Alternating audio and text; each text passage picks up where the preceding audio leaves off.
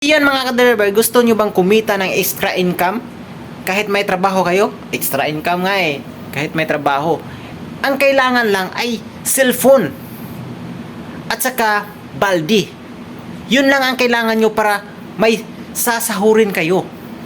Kahit cellphone lang ang gamit nyo. Tara, samahan nyo ako.